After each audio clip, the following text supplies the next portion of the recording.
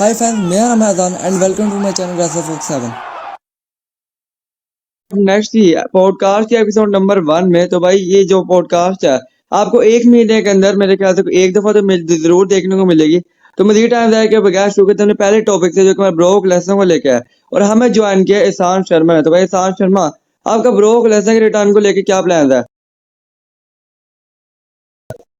भाई पहले तो मैं बहुत आपने मेरे को यहाँ बुलाया, बहुत अच्छी बात चलो है। यार, चलो थैंक यू। और WWE के लिए तो मैं मतलब बहुत एक्साइटेड हूँ। ब्रोक लेसनर का जो इन्होंने रिटर्न करवाया था ना अभी हाल हम्म ही में जॉन सीना के साथ, हम्म मतलब मेरे को था एक, जैसे आपने को याद होगा 2012 वाला हम्म मैच, वो मैच मतलब मेरे को लग रहा था उस टाइप का मैच होगा, ये कुछ ब्लडी ब्लडी टाइप जाएगा या नहीं ऐसे नहीं भाई, जाएगा। आप सही बट कह ये रहे हो। मैच तो हम न्यूज भी ये निकल के सामने आई थी कि जो मैच होने वाला ब्रोक लेसनर का, इसके अंदर जो ब्रोक लेसनर है क्या तो उनका खून निकलेगा, वरना तो फिर जॉन सीना का खून निकलेगा। लेकिन इस मैच के अंदर तो हमें किसी का भी खून निकलते हुए नहीं देखा।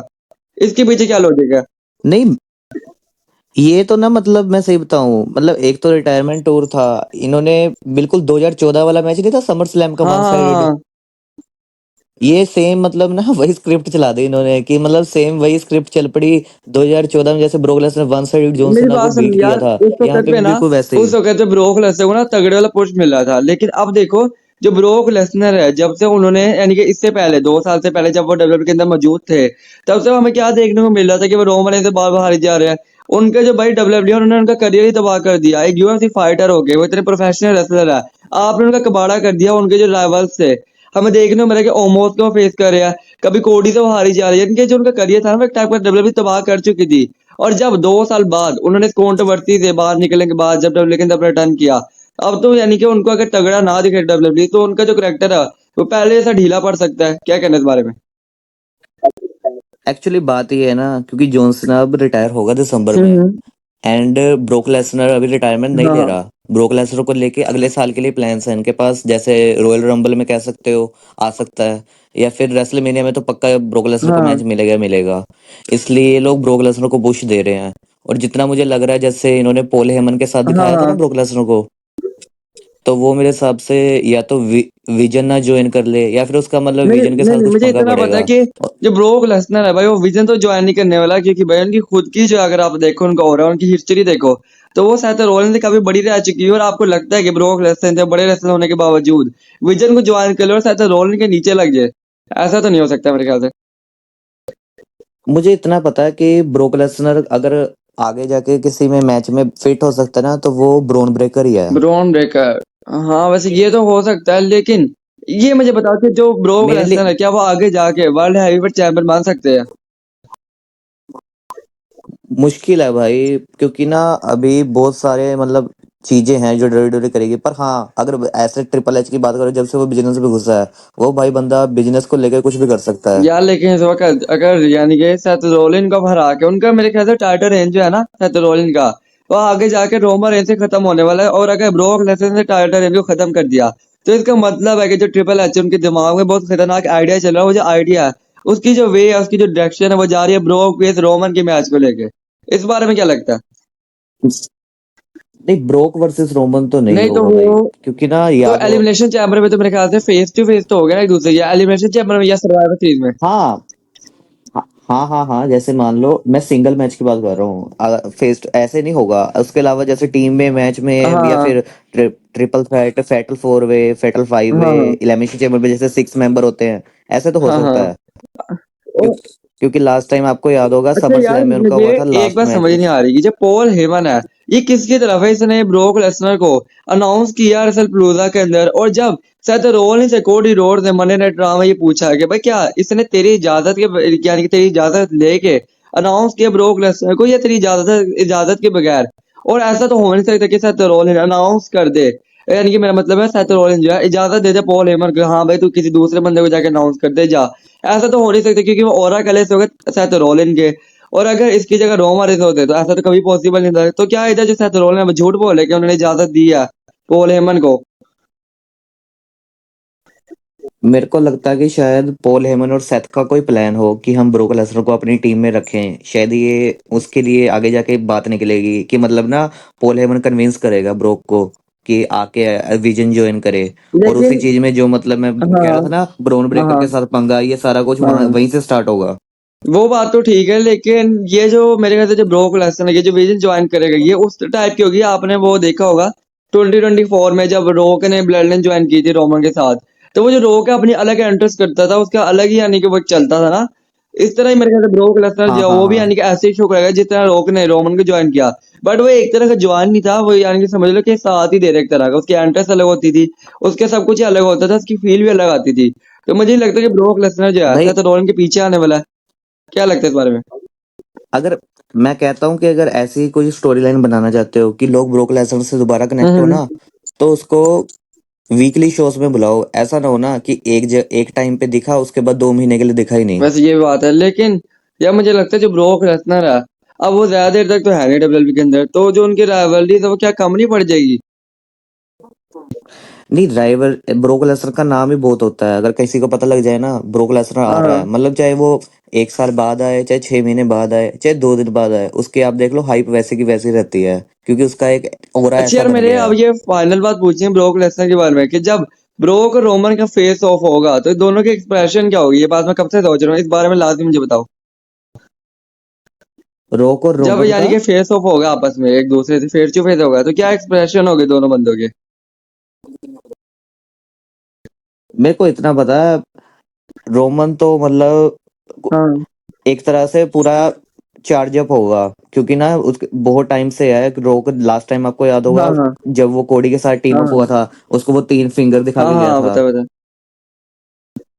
तो इनका ना कुछ प्लान तो है रोक ना को ना ना ना, लेके। तो रोक का इरफान एक्सप्रेशन भाई, तो साफ इरफान सी भाई, बात है, रोक गुस्से में इरफान होगा। भाई, आप जरा गलत हाँ समझ जी। गए हो। मैं ब्रोक और रोमन की बात करूं, जब ब्रोक और रोमन का आपस में फेसअप होगा। ओके, मेरे को सुना रोक और नहीं रोमन। नहीं, कोई बात नहीं।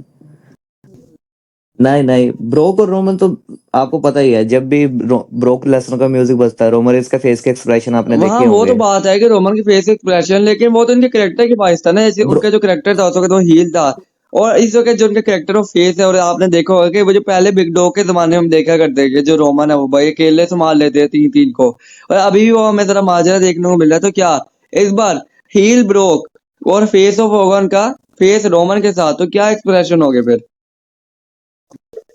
ब्रोक लेसनर तो हमेशा की हाँ तरह वो हंसता तो हुआ जाहिर ही सी बात है आएगा, भाई। क्योंकि उसको वो तो पता ही हंसता है। भी आएगा, क्योंकि जो उनका रोम करेक्टर है वो भी काफी आजकल डब्ल्यूडब्ल्यूई काफी स्ट्रॉन्ग दिखा रही है उनका पुश देने के लिए। और जो रोमन है, और हाँ रोमन रेंस चाहे किसी भी करेक्टर में हो, ब्रोक लेसनर को देख के वो टेंशन हाँ, में आ ही टेंशन जाता है में आ भाई, जाती है। बट इधर, क्योंकि उसको पता है हाँ ब्रोक का कोई ये भरोसा तो नहीं बात है। है, लेकिन इधर जो रोमा रेंज है इस वक्त मेरे ख्याल से डब्ल्यूडब्ल्यूई है वो उनको ढीला नहीं दिखाने वाली, क्योंकि फेस रोमन को अगर डब्ल्यूडब्ल्यूई ने वापस ढीला दिखा दिया तो वो काफी अपने आप में ना ऑकवर्ड बात लगी। हाँ क्या हो, ये हो सकता है कि अगर रोमा रेंज अपना हील टर्न कर ले, उसके बाद फिर हमें देखने को शायद मिल सकता है, लेकिन हील और हील का फेस ऑफ नहीं हो सकता। वो जरा उसके चांसेस कम है। तो मुझे लगता है कि इधर जो रोमन है फेस ही चल रहेगा, और जो ब्रोक लेसनर है वो हील ही रहेगा, और शायद हमें सर्वाइवर सीरीज में इनका फेस ऑफ देखने को मिल सकता है। मैं आपको याद करा दूं, पिछले साल रोमन रेंस ने एक बात बोली थी हॉल ऑफ फेम में कि जिस दिन मैं पॉल हेमन से अलग हुआ, आपको ट्राइबल चीफ दोबारा कभी नहीं यार दिखेगा। वो तो देखो ना, मेरी बात सुनो, वो सिर्फ जस्ट स्टोरी लाइन को ना यानी कि मजे का करने के लिए। रोमा ने तो ये भी बोला था। नहीं नहीं मेरी नहीं, बात सुनो। इस चीज का मतलब हाँ पता क्या था? इसका मतलब था कि वो ट्राइबल चीफ उसका हील रन था। हाँ हाँ यानी एक बार अगर मैं पॉल हेमन से अलग हुआ ना, तो दोबारा मैं हील टर्न नहीं लूंगा, दोबारा मैं ऐसे फेस अरे ही रहूंगा। और आपको नहीं, वो आपने तो देखा सही भी बात है, होगा। लेकिन देखो ना कि वो जो उन्होंने बेशक कहा था कि मैं यानी कि फेस ही रहूंगा, बट ये बात नहीं है। जो ये तो सिर्फ ट्रिपल एच ने स्टोरी राइट किया ना, उनको यानी कि स्टोरी को अच्छा दिखाने के लिए। रोमा ने तो ये भी कहा था कि जब मैं अपना टाइटल हारूंगा तो उसके बाद मैं कभी भी डब्ल्यू के अंदर नजर नहीं आऊंगा। तो ऐसा थोड़ी होता है, ये तो सिर्फ स्टोरी को यानी कि अच्छा दिखाने के लिए मेरे ख्याल से।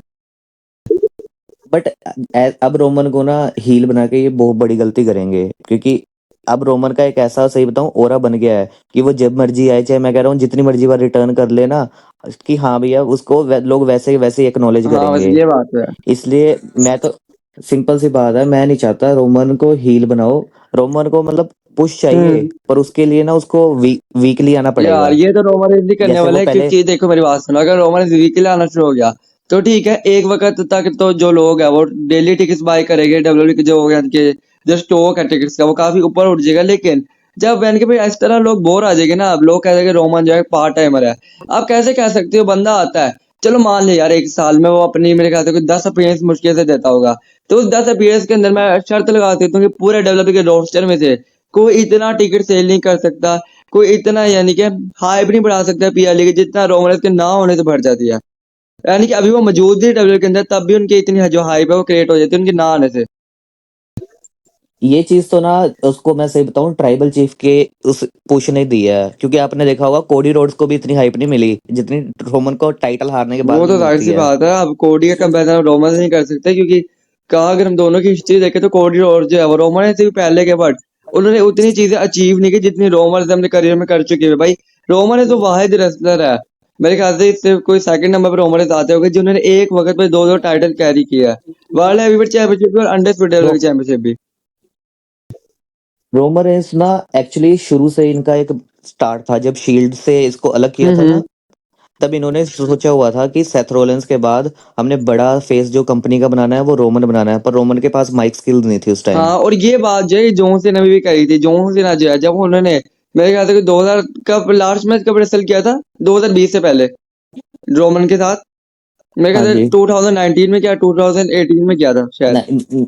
नहीं नहीं, मैं बताता हूँ, 2018 नो हाँ, मर्सी। नो मर्सी में किया था। तो जो जॉन सीना उधर कहता है कि जब मैंने तब रोमन के साथ मैच रेसल किया तो भाई उसको कोई सही में इसके अंदर कोई मार्क्स खेल नहीं थी। और जब मैंने 2020 में रोमन के साथ मैच कम्पीट किया उस ट्राइबल चीफ के साथ। 2021, 2021 हाँ के 20 समर स्लैम। नहीं, मेरे ख्याल से 2020 में हुआ था। अरे 20 में था, हाँ नो नो ठीक है सही सर, कह रहे 2020 में तो उसका रिटर्न हुआ था समर हो। स्लैम हाँ में। वहीं से ट्राइबल चीफ मेरे ख्याल शुरू से हुआ था। 2022 में नहीं हुआ था। 2021 में हुआ था, 2022 में ब्रोक लेसनर वर्सेस हाँ, तो रोमन वो हुआ कहते था। हैं कि जब 2021 में रोमन का मैच हुआ था जॉन सीना के साथ, उस मैच के अंदर जो जॉन सीना वही पॉडकास्ट में बताते हैं कि उस मैच के अंदर जो रोमा रेंज है उन्होंने काफी अच्छी लाइन यूज की, यानी कि पहले के कंपैरिजन में उन्होंने मुझे ऐसे जोक्स मारे कि जो भाई मैं कभी मार भी नहीं सकता। तो इस बारे में क्या कहना है? इस चीज का फर्क हुआ पॉल हेमन की वजह से। आपको देख पता होगा, जब तक पॉल हेमन उसके साथ नहीं था, उसने कभी भी, इवन कोविड से पहले, कभी कोई भी प्रोमो नहीं दिया होगा ऐसा कि हाँ भैया लोग उसको बू क्यों करते हैं, आपको हाँ पता ही हाँ। होगा। ना तो उसकी माइक स्किल अच्छी है, वैसे और लोग इस बात से बात बात सुनो परेशान बात थे सुनो, बिग डॉग के वो तो करेक्टर सही में। बात है लेकिन, बिग डॉग के हाँ करेक्ट मेरी बात सुनो, वो तो ठीक बात है लेकिन जो पॉल हेमन है ना, असल में उनका जो प्लान है वो 2020 से रोमांस के साथ जुड़ने का नहीं बना था, बल्कि वो कब से डेवलपर ने सोचा हुआ था। विंस मैकमैन ने कब से सोचा हुआ था कि ये जो रोमा रेंज है इनको आगे जाके अपने क्लाइंट बनाना पॉल हेमन का, ये बात अब डिसाइड हुई थी 2020 में। बल्कि ये जो बात है भाई, तो ब्रोक लेसनर के साथ जब पॉल हेमन हुआ करते थे तब से ही डिसाइड हो गई थी कि जो रोमा रेंज है वो उसका नेक्स्ट क्लाइंट होने वाला पॉल हेमन का। रोमन रेंस से नेक्स्ट फेज था WWE का। हम्म। अब आपको पता होगा, जब जब रोमन रेंस नहीं होता, तब कंपनी को सिर्फ सेथ रोलेंस संभालता है। वहां सहते रोलिंग तो भाई रोज आता है, वो तो कहता भी, लेकिन वो जो आपने स्मैकडाउन की अगर आपने एपिसोड देखी होगी जिसके अंदर जो रोमा रेंज है सहते रोलिंग का भाई फुल फुल मजा लेते हैं, वो उनका मजाक उड़ाते हैं और कहते हैं कि वो जो टेढ़ा चलने वाला वो कहता है कि भाई मैं यानी कि पार्ट टाइम और वो हर यानी कि मेरे से ज्यादा काम करता है। तो इधर रोमा रेंज ने ये भी कहा था कि अगर वो मेरे से ज्यादा काम करता है लेकिन फिर भी जो मेरी सैलरी है वो उससे ज्यादा है, तो ये क्या चक्कर है?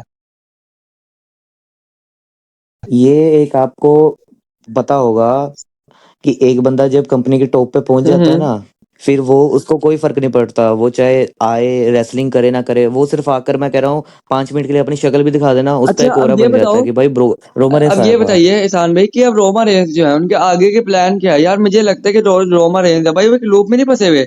अक्सर इंस्टा पे लोग काफी मजाक भी उड़ा रहे हैं, हमने काफी पोस्टें देखी होगी, मैंने ऑब्जर्व भी किया है कि ट्विटर पे जो लोग हैं उनका ये कहना है कि जो रोमा रेंज है वो एक ही लूप में बार बार फंसी जा रहे हैं, उसी लूप के अंदर घूमे जा रहे हैं।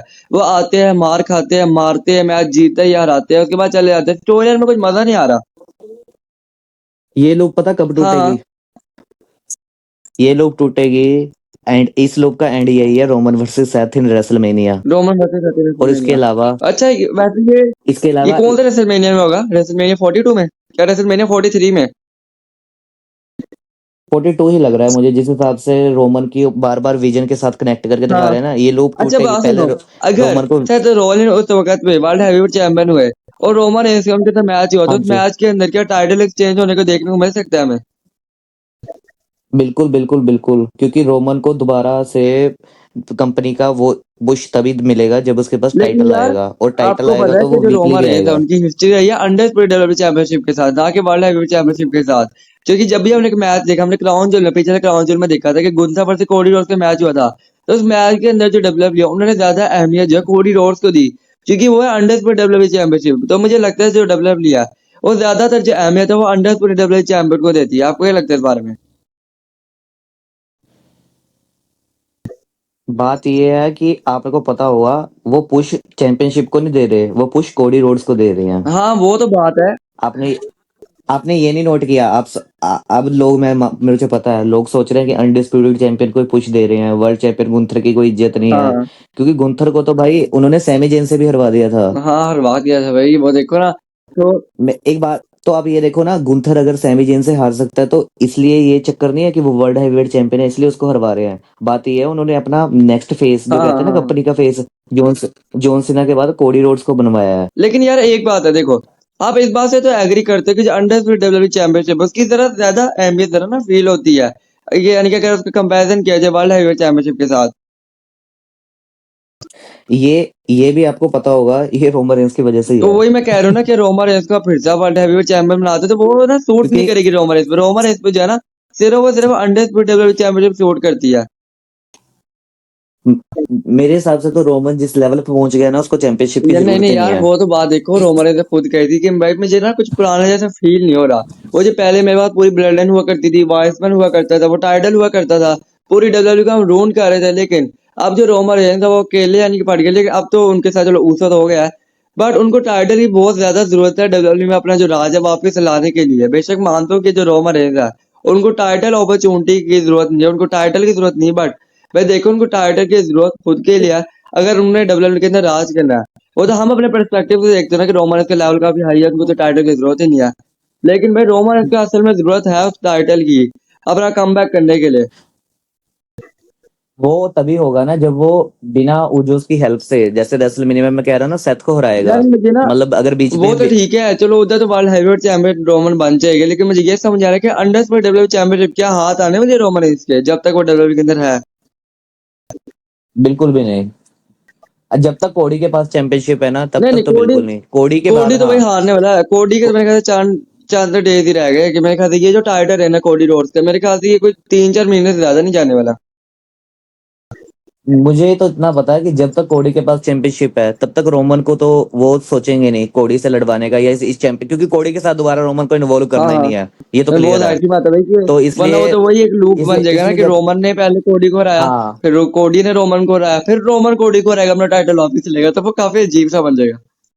सही बात है। अगर ये अनडिस्प्यूटेड चैंपियनशिप की बात कर रहे हो ना, हाँ ये रेसलमेनिया 43 में हो हाँ सकता हाँ, है। अंडर।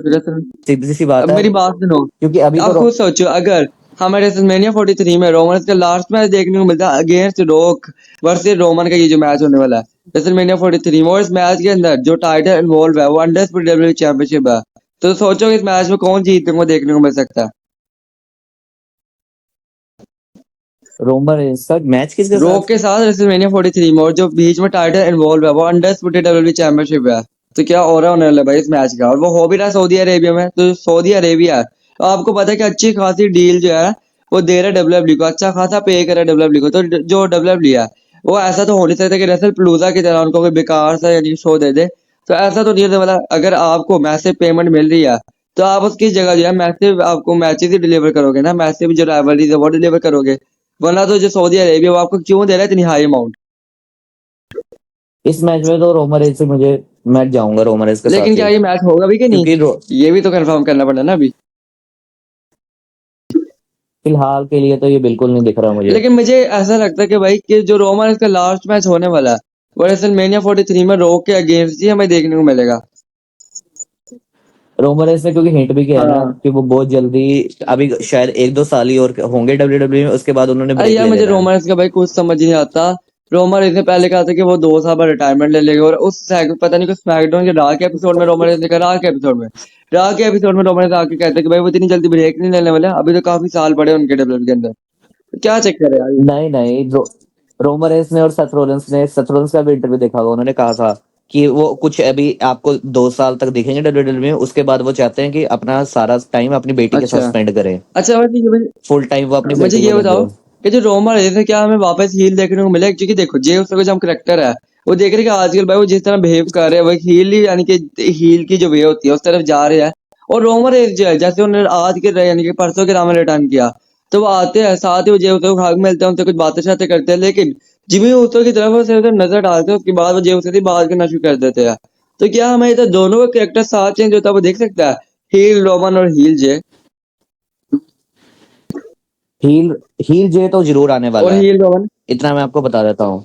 हील रोमन अभी नहीं आएगा। हील रोमन आएगा जब कोई कंपनी का बड़ा फेस, जैसे कोडी है हम्म। ना, कोडी ब्रेक लेगा तो उस टाइम डब्ल्यू को चाहिए होगा एक बड़ा स्टार हाँ जो कोडी की जगह वापस से हाँ। ले ले, और उसके लिए रोमन ही है जो इसको रिप्लेस कर देगा। और मुझे ये भी बताओ कि अब ये जो जॉन सीना है, भाई डब्ल्यूडब्ल्यू जो है, उन्होंने उनका जो लास्ट मैच की लोकेशन है उसको सैटरडे नाइट में इवेंट कर दिया। तो क्या ये इतनी बड़ी लेगेसी जो खत्म हो रही है हमें, जो उनका लास्ट मैच होने वाला है जॉन सीना को, इतने उन्होंने साल दिया डब्ल्यूडब्ल्यू को, इतना कुछ हमें देखने को मिला कि शायद वो ना होता आज, तो जो डब्ल्यूडब्ल्यू भाई वो इस लेवल पे ना होती। तो क्या कहना है कि उनका सैटरडे नाइट में इवेंट में उनका लास्ट मैच है डब्ल्यूडब्ल्यू का। हाँ जी। तो इस बारे में क्या लगता है यार कि सैटरडे नाइट मिनिमम जो डिजर्व करता है जॉन सीना के लास्ट मैच को, उनके रिटायरमेंट को।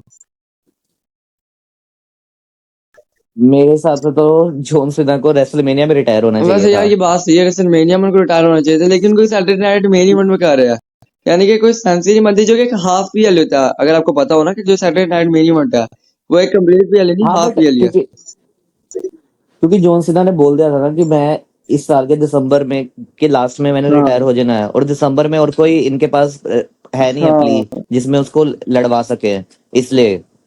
और सीधी सी बात है, उसको स्मैकडाउन या रो पे तो रिटायर करवाएंगे नहीं, उसके लिए कोई प्ली तो चाहिए ही, हाँ और हाँ। दिसंबर में फिर सैटरडे नाइट मेन इवेंट ही है। यार लेकिन ये फिर भी अजीब ऑकवर्ड लग रहा है सुनने में कि जो गोल्ड वर्क है उनको भी हमने सैटरडे नाइट मेन इवेंट में रिटायर होते हुए दिखा, और उसके बाद जो जॉन सीना है अब वो भी सैटरडे नाइट मेन इवेंट में रिटायर हो रहे हैं। तो क्या इतने जो बड़े बड़े लेजेंड्स है, आप उनको सैटरडे नाइट मेन इवेंट में रिटायर किए जा रहे हो। मैं इस चीज से तो नहीं हूँ कि सैटरडे नाइट में वो रिटायर होगा, बट हाँ ये है मुझे कि उसको लास्ट मैच में किस तरह तो दिखाएंगे। ये मतलब फिर से ऐसे ही जैसे ब्रोक हाँ, लेसनर से वीक वीक दिखा के हरवा दिया, वो लास्ट में ना हो। लेकिन मुझे तो लग रहा है कि जो जॉन सीना है यार उनका जो लास्ट मैच है वो ड्रू मैकिंटायर के साथ होने वाला है, और अगर उनका जो लास्ट मैच है ड्रू मैकिंटायर के साथ हो रहा है तो जाहिर सी बात है जॉन सीना के जो अंदर वाला अच्छा आदमी है वो जाग जाएगा, और वो पुश देने के चक्कर में ड्रू मैकिंटायर को इस मैच वो हार जाएगा। मुझे तो पहले सही बताऊं, इस साल के स्टार्टिंग में लग रहा था एंड में आएगा डोमिनिक मिस्टीरियो। हाँ हाँ सही सही। मैं सही बता रहा हूँ। मुझे पता क्यों लग रहा हाँ। था, मैं क्या, क्योंकि डोमिनिक मिस्टीरियो को एक मतलब सिंपल सी बात है, हेट शुरू से मिली हुई है, हम्म और अगर उसने जॉन सीना को रिटायरमेंट मैच में हरा दिया, हम्म। उसके बाद जो उसको हेट मिलेगी हाँ ना भाई, भाई, बस बड़ी गजब क्यों नहीं मिला। मतलब जैसे रोमन को मिली थी अंडरटेकर हाँ को हाँ हराने के बाद याद है मुझे। 2017 में। हाँ मेरे को वही चीज लग रहा था, मैं कहा ये चीज ना ये पक्का डोमिनिक के साथ करेंगे, और आगे जाके उसको मतलब पुश देने के लिए कि हाँ भी उसने जॉन सीना को रिटायर किया है, इसलिए क्योंकि डोमिनिक को ये फ्यूचर में पुश देंगे ही देंगे। हाँ। लेकिन यार जो भी है, उसे जो सीना को यार सोच ही काफी अजीब लग रहा है कि आप डोमिनिक मिर्चा से हरवा दोगे। हरवा देंगे भाई, जब लोगन लोगन पॉल के साथ मैच करवा दिया, मेरे को तो लग रहा था लोगन पॉल से भी ये करवा देंगे। सही बात है, सही बात है।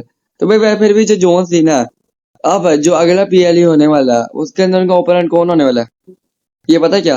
फिलहाल तो क्राउन ज्यूल में तो एजे स्टाइल्स है। उसके अगले पीएलई मेरे मतलब है। उसके अगले पीएलई में अगर कोई डिजर्व कर रहा है, सीना सीना वर्सेस रोलेंस भी हो वो सकता तो है। हो सकता है, बट एक ख्वाब तो अधूरा ही रह गया सीना वर्सेस रोमन का।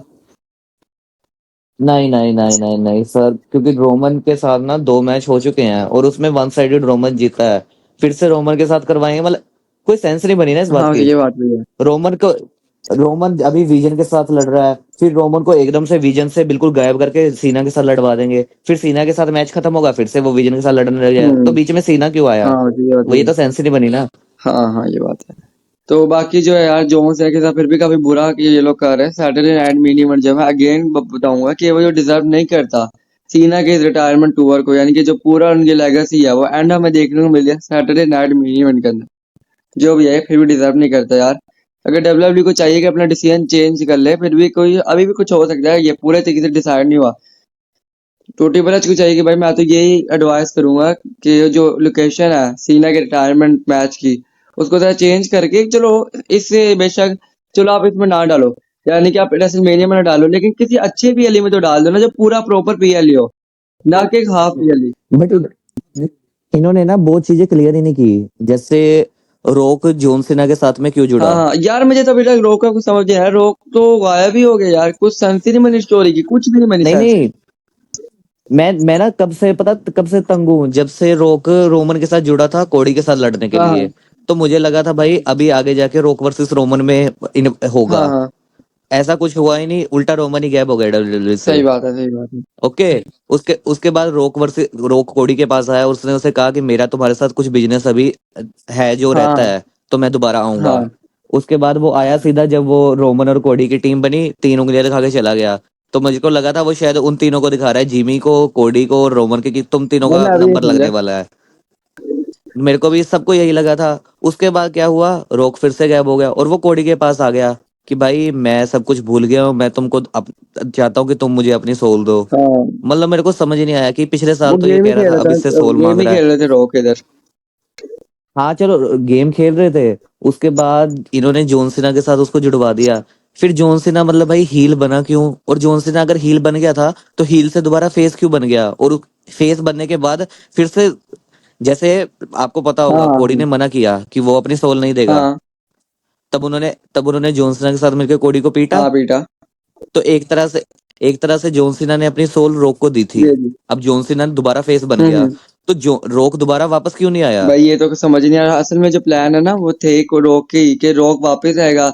और असल में नहीं आ 41 में जो ना कोडी है वो हराने लगेगा जोन सीना को, बट उधर रोक आएगा और मदद करेगा क्या कहते हैं जोन सीना की। आपकी आपकी इस बात से मुझे एक चीज याद आई। क्या क्या? क्या फाइनल मैच जो है वो रॉक वर्सेस सीना हो सकता है? रोक वर्सेस सीना। अरे हाँ, ये बात तो मेरे दिमाग से भी निकल गई यार। सही बात है, मेरे दिमाग से की बात पता निकल गई, बिल्कुल ही निकल गई। मैं भी काफी दिनों की बात सोच रहा पता था, क्यों? क्यों? क्योंकि आपको पता होगा सीना दोबारा से फेस बन गया था, उसने एक तरह से रॉक को बीट्रे किया है। हाँ तो वही तो मैं रॉक मतलब बदला लेने के लिए तो आएगा ना। यार मैं यही सोच रहा था कि क्या हमें मैच ही देखने को मिल सकता है, लेकिन ये बात मेरे दिमाग से तब निकली जब सैटरडे नाइट मेन इवेंट में मैंने सुना कि जोन्स का लास्ट मैच हो रहा था। आप बताओ, रॉक वर्सेस सीना, greatest of all time match, क्या आपको सैटरडे नाइट मेन इवेंट में जो है डब्ल्यूडब्ल्यूई दिखा सकती है? आप खुद बताओ। नहीं, वहां पे तो नहीं तो इस होगा वजह से ये। जो है ना कि मेरे दिमाग से निकल गई मैच, तभी मैंने इस मैच को बुला दिया। मैंने कहा ये तो अब देखने को नहीं मिलेगा।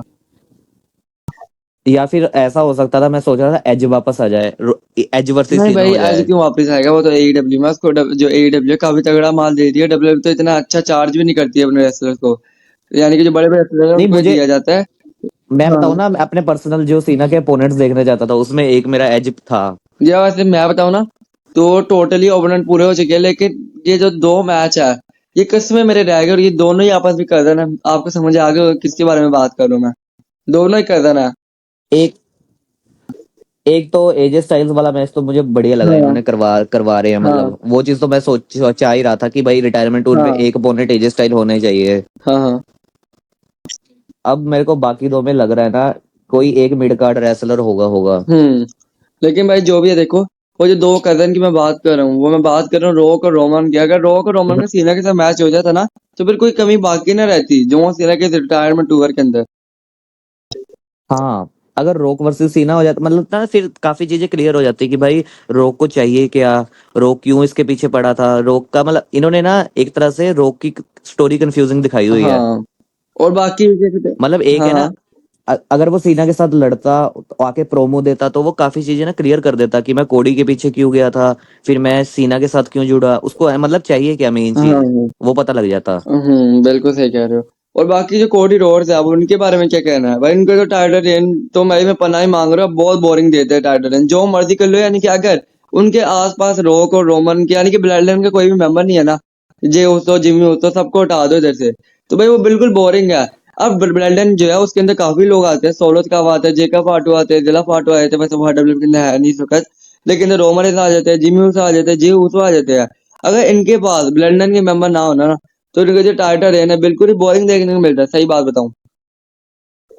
आपको पता होगा कोडी को दोबारा से हाइप मिली ही ब्लड लाइन की वजह से है। दोबारा भी मैं कह रहा हूँ, फिर आप से भी मिली, दोबारा की वजह से मिली। रॉक का इसके अंदर सबसे बड़ा नहीं इन्वॉल्वमेंट था। नहीं, मैं ऐसा कह रहा हूँ, जैसे जब कोडी पहले स्टारडस्ट था हम्म, तो वो बिल्कुल ही गायब हो गया था। बिल्कुल यार। उसके बाद वो वापस आया, उसको पुश देने के लिए इन्होंने बड़े अपोनेंट्स रखे, सेथ रोलेंस और ब्रोक लेसनर। हाँ मतलब लेकिन जो भी है सेथ और ब्रो सेथ रोलिंग का। सबसे हाँ पहले हाँ बोलो बोलो आप बोलो। इन्होंने बिल्डअप स्टार्ट हाँ किया इस, क्योंकि सबसे बड़ा स्टार है सेथ, इसको सेथ से लड़वाते हैं।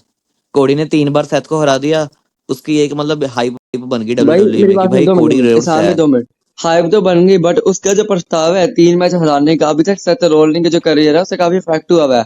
क्योंकि आप देखो ऐसे तो वर्ल्ड चैंपियन बन गया है, ठीक है भाई, उस वक्त इनको काफी अच्छा पुश मिला, उनके खुद की जो विजन है पूरी बन चुकी है, पॉल हेमन उनके वाइसमैन बन चुके हैं, इनका ओरेकल। उसके बाद उनके पास टाइटल भी आ चुका है, लेकिन जब हम उनकी हिस्ट्री देखते हैं कि वो 3 बार कोडी रोड से हार चुके हैं, जब कोडी रोड उनके सामने आती है तो भाई वही स्टोरी आ जाती है कि क्या क्या गजब का कोडी रोड्स का वो रहा था। जो फिर सेथ रोलिन है उनके आगे ना कुछ, यानी कि हाइप जो उनके जो स्टार पावर होती है सेथ रोलिन की, वो दिखती नहीं है कोडी रोड्स के आगे।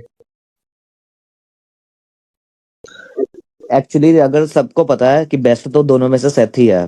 हाँ हाँ अब बात ये है ना, इन्होंने कोडी को पुश देना है, उसकी वजह से ये सेथ को वीक दिखा देते हैं, पर बात वही है, सेथ को वीक दिखा के फिर सेथ का करेक्टर नीचे चला जाता है। तो भाई बट लेकिन देखो ना, ये ना, जब दो बंदे ऐसे टकराते हैं आपस में, जो जो यानी कि दोनों को इस वक्त करंटली पुश मिल रहा हो, तो उनके अंदर पे किसी एक को तो डब्ल्यूडब्ल्यू थोड़ा वो नीचे दिखाना ही पड़ता है। लेकिन जो डब्ल्यूडब्ल्यू है अब वो इस तरह से नीचे दिखाते हैं कि ना उसको बुरा लगे ना उसको देख के बुरा लगे कि वो हार गया क्या वो जीत गया।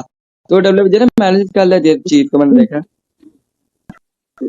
अभी जो कोडी वर्सेस सेथ मैच होना है, हाँ हाँ अगर अगर उसमें कोई भी हारा ना, मतलब चाहे कोडी हारा चाहे सेथ हाँ। हारा, उसको बहुत इफेक्ट पड़ेगा। वैसे मैं आपको एक प्रेडिक्शन बताऊं अपनी, 100% लिखवा लो। इस हाँ, मैच के अंदर 100%, बल्कि 100 से भी ऊपर लगा लो, 1000% सेथ रोलिंस जीतने वाले हैं।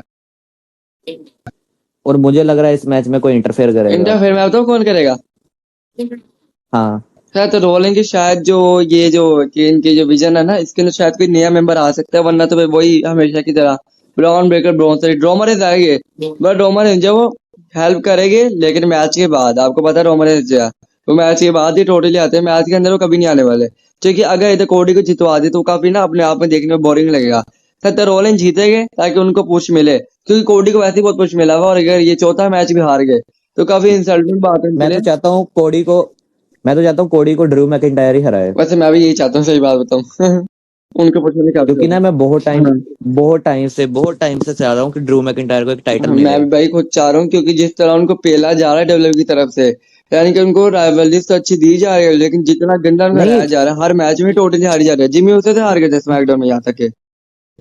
अरे उस बंदे के पास ना मतलब सब कुछ है, माइक स्किल्स है, जो मैं बॉडी कहूँ ना, रोमरेज जैसी बॉडी है, वो सब कुछ। मैं कह रहा ओरा भी कहूँ ना उसको, मतलब भाई पुश देने के लिए ये कुछ कुछ भी करवा लो उससे, वो सब कुछ करके दे देगा तुमको डब्ल्यूडब्ल्यूई का। बट भाई यार इसको मौका ही नहीं दे रहे।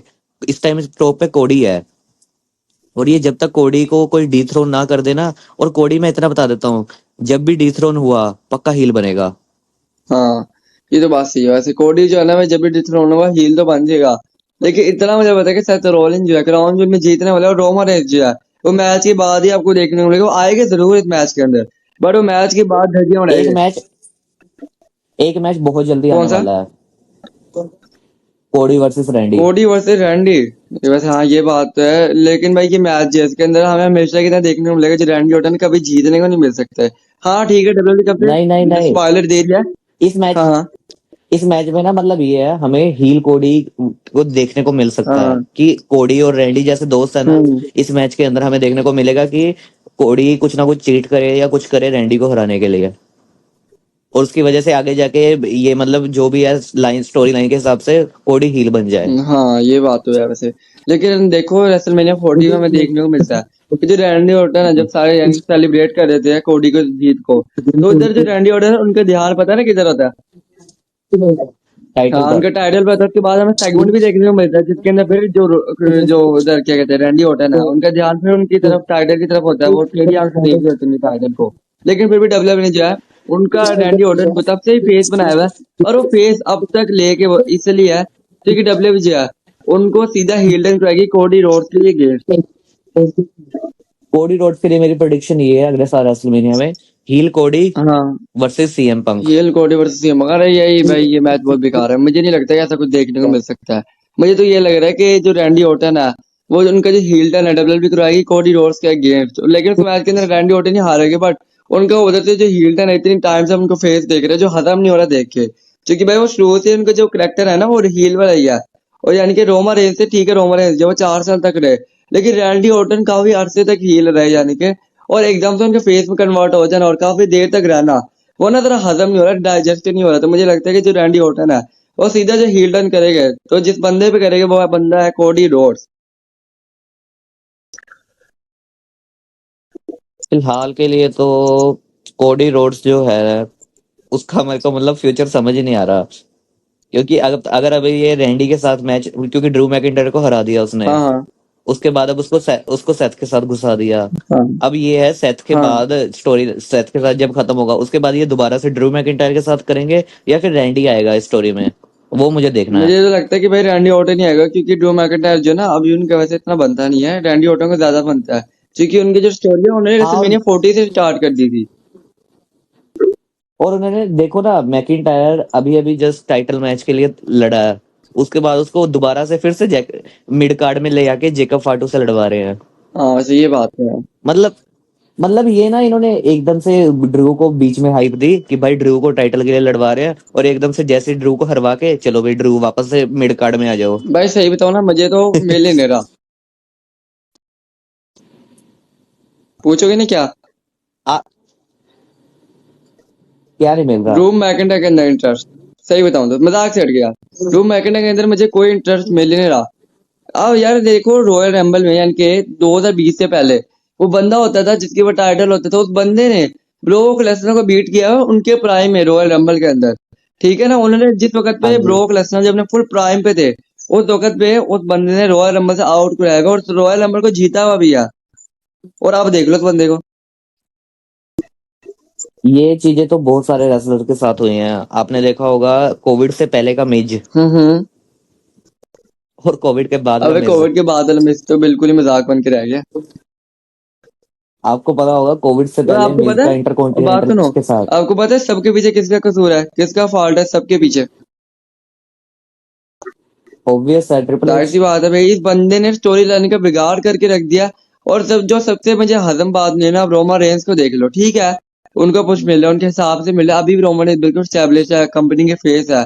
पर फिर भी उनका जो कैरेक्टर ढीला होने के पीछे जो रीजन है वो ट्रिपल अच्छी है, यानी कि स्टोरी लाइन उनको बुक करनी नहीं आ रही।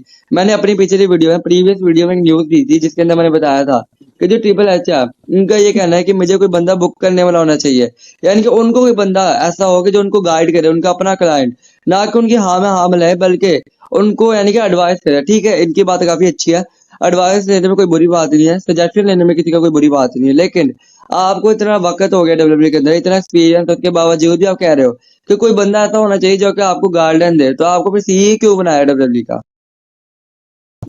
डब्ल्यू को जरूरत है एक बड़े चेंज की, और वो दे सकते हैं एईडब्ल्यू के कुछ रेसलर्स, अगर वो हाँ डब्ल्यू हाँ में आ हाँ हाँ। जाए। लेकिन भाई देखो, उसमें मैं मेरी बात सुनो, मुझे लगता है कि अब जो ट्रिपल एच है ना उनका एंड ही दिख रहा है डब्ल्यूडब्ल्यू के अंदर, जिस तरह अगर उनकी प्रोग्रेस जा रही है। सबसे बड़ा जो कांड है ना, उन्होंने फ्लूदा कर दिया, वो सब फ्लूदा का किया, जिस वजह ईएसपीएन वाले वो तो गुस्सा हो ही रहे हैं, लेकिन जो टीक्यू वाले इधर वो भी गुस्सा आ रहे हैं ट्रिपल एच पे। नहीं, ये ऐसे है, डब्ल्यू एकदम से नहीं गिरेगी। हाँ, हमें डाउन देखने को मिल सकती नहीं है, नहीं, जैसे कोविड से ईशान पहले। भाई मेरी आ, बात सुनो, मैं तो डब्ल्यूबी के एंड की बात ही नहीं कर रहा, मैं तो ट्रिपल एच के एंड की बात कर रहा हूँ, क्योंकि डब्ल्यूबी देखो डब्ल्यूबी का एंड कभी नहीं होने वाला, ये तो नॉन स्टॉप है, समझ लो। मैं- मैं ट्रिपल एच की एंड नहीं बात कर नहीं रहा हूँ। नहीं, मैं कह रहा हूँ ट्रिपल एच की बात कर रहा हूँ, क्योंकि ट्रिपल एच जिस तरह से डब्ल्यू को चला रहा है तो फैंस का ना इंटरेस्ट खत्म हो रहा है। वही जाहिर सी बात है ना, ऊपर से एक सबसे बड़ा फैंस कांड का इन्होंने पता है इधर क्या कर दिया?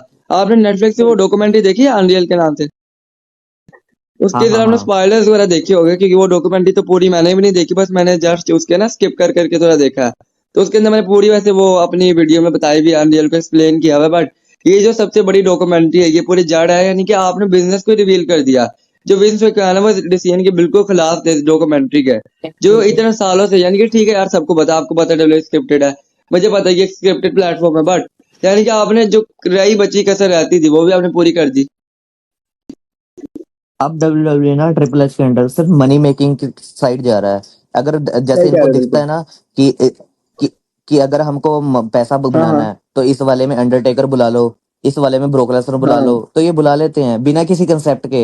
मतलब ब्रोक लेसनर 2 साल दिखा नहीं, सिर्फ पैसा कमाने के लिए एकदम से उसको बुला लेंगे। हाँ, सही कह रहे हो। मेरी बात सुनो, चलो ठीक है, अनरियल यार बड़ों को तो पता है कि WWE स्क्रिप्टेड प्लेटफॉर्म है, बट जो बच्चे हैं, जो आपको पता है ना कि बच्चों का यार दिमाग इतना नहीं होता, वो समझते हैं कि ठीक है यार वाह, रोमा रेंज ने 3 दिन बंदों को अकेला संभाल लिया, और उसके बाद जो जॉन सीना है उसने 4 बंदों को अकेला संभाल लिया, 3 बंदों को अकेला संभाल लिया। और जब उनको पता चलेगा कि भाई ये तो स्क्रिप्टेड प्लेटफॉर्म है, ये सब फेक हमें देखने को मिलता है, तो उनके दिल पे क्या गुजरेगी। हो सकता है कि काफी मेजोरिटी बच्चे जो WWE को देखते हैं वो क्विट कर दे इसको देखना।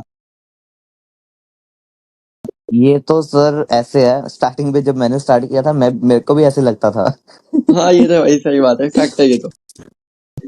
अब ये धीरे धीरे आगे जाके जब मैंने यूट्यूब पे वीडियो देखना स्टार्ट हाँ किए कि पंच बिल्कुल साइड से निकल हाँ। गया। एक बात मेरे को बताऊं, वहां से मेरा पता लगा। मेरा ना भाई जो है ना, जब मैं WWE देखता था तो कि 4 साल पहले की बात है, तो मुझे ना इतना कुछ पता नहीं होता था, मैं तो रियली समझता था। तो मेरा जो भाई है वो कहता था यार स्क्रिप्टेड है, मैं काफी गुस्सा करता था, अक्सर तो मेरी लड़ाई भी हो जाती थी उससे। लेकिन जब मुझे आगे जाके खुद पता चला तो भाई काफी ना मुझे इतना गिल्ट सा फील हुआ कि यार मैं इस बात में लड़ाई करता था अपने भाई से। हाँ, ये गिल्ट तो सबको आता है जानने के बाद कि भाई मैं मतलब मैं बच्चों वाली हरकतें करता था मैं पहले मैं सही भी। बताऊं तो मैं काफी लड़ता था अपने भाई से कि यार तू क्या WWE स्क्रिप्टेड कह रहा है, रियल है सब कुछ। और अक्सर उसने मुझे काफी फेक क्लिप्स भी दिखाए यार, बट मैंने यकीन नहीं किया। लेकिन जब आहिस्ता आहिस्ता वही बात है, सिर से पानी गुजरता गया तो सब सामने आ ही गया। ये तो है, बट अब मैं चाहता हूँ ना डब्ल्यू डब्ल्यू में 3 बंदे हाँ, जो AEW से आके डब्ल्यू डब्ल्यू को संभाल लें। उसमें है 3rd नंबर पे हार्डी बॉयज। हार्डी बॉयज तो नहीं आने वाले, ये तो पक्का है। चाहे कुछ टाइम के लिए आए बीच में ना, मतलब एक टैग टैग टीम डिवीजन की बात हाँ कर हाँ रहा हूँ, जो बिल्कुल ही डाउन चला हाँ गया है उसको एक बार उठा के चले जाएं। हाँ, बस ये तो बात है, लेकिन वो ऐसा होने नहीं वाला ना, क्योंकि देखो सेटल हुए हुए है। अब वो एक जिस जगह पे सेटल हुए हुए हैं, उस जगह को छोड़ के दूसरी जगह पे वक्ती टेम्परेरी तौर पे नहीं आने वाले। नहीं नहीं, मुझे पता है, बट मैं कह रहा हूँ चाहे 2 साल बाद आए चाहे 3 साल बाद आए, एक बार आके ना मतलब डब्ल्यू डब्ल्यू को पुश दे के जाएं। वो तो फिर काफी, वो चीज देखो मैं सोच रहा मेरा हूँ। जो ड्रीम है ना, वो तो फिर डीन एम्ब्रोस का भी है कि डीन एम्ब्रोस भी WWE के अंदर आए अपना। अब उसके बाद 2nd नंबर पे मैं चाहता हूँ क्रिस जेरिको वापस आए। क्रिस जेरिको, हाँ वैसे ये तो बात है, लेकिन क्रिस जेरिको की मुझे नहीं लगता कि तो कोई जरूरत है, उन्होंने आके क्या ही करेंगे भाई ज्यादा से ज्यादा। नहीं, क्रिस जेरिको के मतलब आप देख सकते हो कुछ मैचेस हो मैं सकते हैं पहला मैच जिसकी बताऊँ वजह से आपको, शायद डब्ल्यू। पहला मैच मैं बताऊँ, हाँ डोमिनिक हुई है क्रिस हाँ जेरिको। हाँ। क्योंकि भाई जो डोमिनिक है, आपको हाँ याद। वो क्रिस जेरिको एक टाइप से कॉपी ही लगती है, तो मुझे लगता है कि मैच देखने में काफी मजा आएगा। क्रिस जेरिको का मेरे को वो 2016 वाला यू जस्ट मिस द यार लिस्ट, मेरी बात वो सुनो, वाला मतलब ना सबसे बढ़िया ईशान लगा भाई था। देखो होने को तो सब कुछ हो सकता है, हाँ, लेकिन ये सब किसके हाथ में है मुझे ये बताओ। ये सब तो है कंपनी में ट्रिपल एच के ऊपर और रेसलर के साथ उनकी डील कैसी वही, बनती है। और ये डील जो है ये ट्रिपल एच आपको पता ही है फिर कैसे बुक करते हैं, ये भी आपको पता ही होगा। और जो इस वक्त WWE को कंपनी संभाल रही ठीक है हो, वो तो इतनी कंफ्यूज है कि शायद, अब मुझे नहीं पता, ये फेक न्यूज है, मुझे लगा कि रियल ही न्यूज है। वो जो रोमा रेंस के साथ निगोशिएट करने वाला इनका बना नहीं था रोला, हाँ मुझे हाँ। लगता है कि जब टीके हो जो फेस है कंपनी का, आप उससे कह रहे हो रीनिगोशिएट करने का, तो क्या फिर WWE इनकी जो टीके है वो इतने पैसे दे के हायर करेगी AEW से रेसलर्स को इधर। नहीं, अगर वो रेसलर AEW को छोड़ दें, जैसे पंक सीएम पंक वापस आया है, कोडी AEW से आया है, ये आप चीज देखो ना, एक बंदे ये AEW के फेस थे हाँ कोडी, इन्होंने वो छोड़ के WWE में आए और WWE में छा गए। हाँ पंक भी आपको पता है एक AEW से निकल के आ गया। तो वैसे ही आप अगर सोचो डीन एम्ब्रोस वापस आ जाए, हाँ। मतलब वैसे जॉन यार मुझे मोक्सली। ये बताओ जॉन कि क्या फ्यूचर में हमें कभी AEW जो है लेवल पे देख सकते हैं, जिस लेवल पे सबका WWE है। जिस हिसाब से WWE पैसे की तरफ जा रही है ना, मतलब ये है, ये मनी मेकिंग की तरफ जा रहे हैं और क्वालिटी घटा रहे हैं हम्म। अपनी। पहले WWE में ऐसे होता था, पैसा भी होता था तो क्वालिटी भी हाँ होती थी क्वालिटी मैचेस भी की होती देखने थी। वालों की। अब अब ऐसे है, अब सिर्फ मनी मेकिंग की तरफ जा रहे हैं, क्वालिटी ना बिल्कुल धीरे बट धीरे आपको एक घटती बात जा रही बताऊं, है। मनी मनी मेकिंग का मैंने एक फायदा है। अगर ये लोग मनी मेकिंग की तरफ जाएंगे तो मनी मेकिंग मांगती है अच्छे मैचेस, और अच्छे मैचेस में rock vs Roman, rock vs Roman, rock vs broke, ऐसे ऐसे अच्छे आप मैचेस देखने को मिल सकते हैं। आप समझ नहीं रहे ना। ये तो रोक है, आपको एक अच्छा मैच देके चला जाएगा, अच्छा मेरी बाकी के बात पूरे सुनो, साल तो आपको मिड। उसके बाद भी नहीं यार आप करने तो का तो ट्रिपल एच काफी अच्छे मैचेस बुक कर सकते हैं, जो कि आपकी सोच से भी बाहर हो, क्योंकि जहां से हमारी सोच खत्म होती है ना, वो जैसे ट्रिपल एच सोचना चालू करते हैं, इतना मुझे पता है। इन लोगों को ना जरूरत ये है कि बड़े स्टार्स जैसे ये रॉक हैं इनके साथ तो मैचेस करवाएं, बट जो मिड कार्ड रेसलर्स है ना उनको भी भाई मौके ब्राउन दें। ब्रेकर को मौका मिल तो रहा है, फ्यूचर फेस बनने वाला बंदा। नहीं नहीं नहीं नहीं नहीं, मैं बात कर रहा हूँ जैसे इन्होंने न्यू डे की स्टोरी लाइन दिखाई थी कि वो बिगी से अलग हो हाँ गए। हाँ, हेल्टन कर लिया कॉफी किंगस्टन ने उनके। वो वो चीज ना बहुत बड़ी चीज थी, क्योंकि न्यू डे बहुत ही ज्यादा पुरानी टीम है एक, हाँ हाँ हाँ। और इन्होंने जैसे शील्ड का ब्रेकअप करवाया था ना, वो चीज न्यू डे का ब्रेकअप करवा सके के कोफी वैसे किंगस्टन को तो इन्होंने जो भी है, पुश, इन्होंने पुश दिया है। वैसे ये बात ये सही लोग ना है, जेवियर वुड्स को लेकिन भाई पुश दे देखो सकते थे। आज तक का जो मैसिव बेट्रेयल है ना, वो सेथ रोलिंस से ज्यादा किसी का हो ही नहीं सकता। पॉल हेमन का भी नहीं हो सकता, बेशक वो 4 साल रोमन के साथ रहे कंटिन्यूसली, बट जो शील्ड का बेट्रेयल था उसने हिस्ट्री को ला दिया डब्ल्यूडब्ल्यू की। इस बीट्रे की वजह से ना डब्ल्यूडब्ल्यू एकदम से चेंज हो गया, आपको पता भाई होगा। ये नहीं कि सिर्फ और इस इस पे रोमानिस का इफेक्ट पड़ा, बल्कि जितने भी तमाम डब्ल्यूडब्ल्यू का रोस्टर है उस सब पे इफेक्ट पड़ा है, क्योंकि रोमानिस है उनके सारे मैचेस जो है पूरे रोस्टर के साथ हुए, तो पूरे रोस्टर पे ना अगर एक तरफ से देखा जाती है शील्ड का बेट्रेयल है जो रोमानिस के अलग है शील्ड से, वो पूरे इफेक्ट पड़ी है डब्ल्यूडब्ल्यू के रोस्टर पे। हाँ मैं वही कह रहा हूँ, कईयों के करियर बन गए, कईयों के करियर निकल गए इसी लेकिन में। इसमें जो करियर निकला था ना, वो ब्रोक लेसनर का भी निकला था। आपने देखा कि रोमन को पुश देने के लिए सीधा 4 4 मैचेस हरवा दिए ब्रोक लेसनर को, वो भी ब्रूटली तरीके से। वो तो है, मेरे को सबसे ज्यादा बुरा लगा था 2015 और 2018 के मैच में। मुझे भाई 2022 के मैच में बुरा लगा था, जब रोमा रे ने सब कुछ ही फेंक दिया था ब्रोक लेसनर में, सब कुछ ही फेंक दिया भाई। नहीं, आप वो कौन से बेंच की बात कर रहे हो, रेसलमेनिया की या समर स्लैम मैं तो की? समर स्लैम की बात कर रहा हूँ। अच्छा, नहीं तो मेरे को लगा रेसलमेनिया में भी इन्होंने मैच तो लंबा रखना था, लेकिन उस टाइम रोमनेस को इंजरी आ गई हाँ, थी। और रोमा ने फेंक दिया थी। उसी वजह से इन्होंने मैच बीच में खत्म कर दिया, जो मेरे को बिल्कुल बेकार चीज लगी हम्म। कि एक स्पेयर से ही ब्रोक लेसनर हार गया सीधा ही। हाँ वैसे ये बात है। तो भाई चलो डब्ल्यूडब्ल्यू की जो और डिस्कशन हो गई है सान भाई, आप जरा क्रिकेट के बारे में बात कर ले। हाँ हाँ, क्यों नहीं, क्रिकेट का तो बहुत पुराना हाँ, फैन हूँ मैं। अच्छा। चलो ये तो काफी अच्छा हो गया। तो मैं बात करते हुए पाकिस्तान इंडिया के मैच को लेके, जो greatest of all time match माना जाता है, जिस तरह ब्रोक लेसनर भी रोमन का मैच, रोक वीएस रोमन का मैच को हम गोट मैच मानते हैं, इसी तरह ये पाक वीएस इंडिया का मैच भी यार काफी greatest of all time match रहता है। हाँ जी।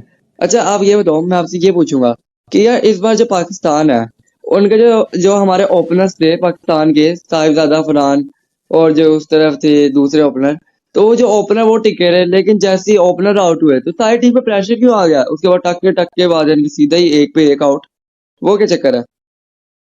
सर, उन्होंने कभी प्रेशर में खेला ही नहीं है। हाँ हाँ एक प्रेशर होता है ना, बंदा प्रेशर में खेला होता है। हाँ। अब इन्होंने सईम अयूब को सोचा था हम ओपनर हम्म बनाएंगे, हम्म, इनको जब पता लग गया सईम अयूब ओपनिंग में चल ही नहीं सकता, तब इन्होंने एक बढ़िया चीज की, इन्होंने चेंज करके फकर जमान ले आए, हाँ जो कि इनका एक्सपीरियंस प्लेयर है। हाँ। फकर जमान और साहिबजादा से ओपनिंग करवाई, जो मैं खुद बताता हूँ बहुत बढ़िया ओपनिंग इनकी बनी थी हाँ टीम। बस ये बात है। बट उसके बाद सईम अयूब को हटा के ये लोग हसन नवाज को रख सकते थे, हम्म। इन्होंने हसन नवाज को भी नहीं रखा। हाँ और उसके बाद ये लोग ना, क्या बताऊं आपको, जब इनको पता है इनका प्लेयर नहीं चल रहा तो ये लोग चेंज क्यों नहीं वैसे कर रहे हैं, आपको मतलब ना। इनकी एक सीक्रेट इन, बात बताऊं, ये लोग जो है ना, आप जो मर्जी कर लो, ओपनर जब इनके आउट होते हैं ना तो इनकी लाइन लग जाती है। ये बात बताऊं आपको, लाइन लगती है प्रॉपर तरीके से। जैसे ही ओपनर्स की बस आउट होने की देरी है, जितना स्कोर बना लियो ओपनर से बना लियो, फिर दूसरा आएगा 15 स्कोर बनाएगा, तीसरा आएगा 25 स्कोर बनाएगा। तो बाकी ये चलो ठीक है यार। और इन्होंने ना गलती की कि इंडिया से जीत सकते थे, इन्होंने गलती की, इन्होंने स्कोर बहुत कम बनाया। इन्होंने सिर्फ से 146 स्कोर में क्या बनता है भाई, ये तो इंडिया की दाएं हाथ का खेल है, वो तो बना सकते हैं। अगर ये बॉलिंग यानी कि इंडिया जैसी ना करवाए तो इंडिया तो आराम से भी जीत सकता था स्कोर। लेकिन मुझे इंडिया का भी कुछ समझ ही नहीं आया कि भाई जब इंडिया की बैटिंग आई तो जो ओपनर्स है भाई वो इतनी जल्दी आउट हो गए, यानी कि गिल और अभिषेक, ये क्या चक्कर था? इंडिया का मैच मेरे को, मैं शुरू से जानता था, क्योंकि अभिषेक जो है ना सब मैचेस में परफॉर्म कर रहा है, फाइनल का प्रेशर होता ही होता है। हाँ बस ये बात है। और ये हम, मैं बताऊं, हम इंडियंस को, हमें पहले से पता था, क्योंकि अभिषेक ना सारे मैचों में चल रहा है, ये बंदा फाइनल में नहीं चलो ये चलेगा। तो बात होगी इधर, लेकिन गिल का क्या चक्कर बना? फिर गिल तो काफी अच्छी परफॉर्मेंस हमें उनकी देखने को मिल रही थी, तो वो भी वही उधर ठप्प हो गया, यानी कि ओपनर जो है वो इतनी जल्दी, ये उल्टा नहीं ही थी नहीं मेरी नहीं, बात सुनो, उल्टा ही सीन हो गया इधर। पाकिस्तान के ओपनर इतनी देर तक चले, 100 से ऊपर स्कोर बना के चलेगा, और जो इंडिया के ओपनर है वो बहुत जल्दी आउट हो गए। यहाँ तक कि जो ओपनर्स के बाद वाले प्लेयर्स है उन्होंने अच्छा स्कोर बना लिया। इंडियन टीम ना इस टाइम ट्रांजिशन से गुजर रही हाँ है, हाँ क्योंकि जब रोहित शर्मा और विराट कोहली रिटायर हुए हाँ ना, हाँ रोहित शर्मा, विराट कोहली और जडेजा, हाँ। ये T20 से रिटायर हुए हैं, 3 बड़े हम्म प्लेयर।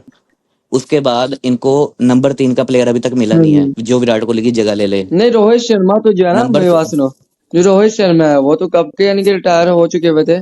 तो मैं कहते विराट कोहली, रोहित शर्मा की जगह तो अभिषेक ने हाँ ले वो ली तो है, अभिषेक है। देखो। और विराट कोहली का मुझे सही बताऊं, मुझे जो सेटबैक लगा ना वो विराट कोहली का लगा, सही वाला।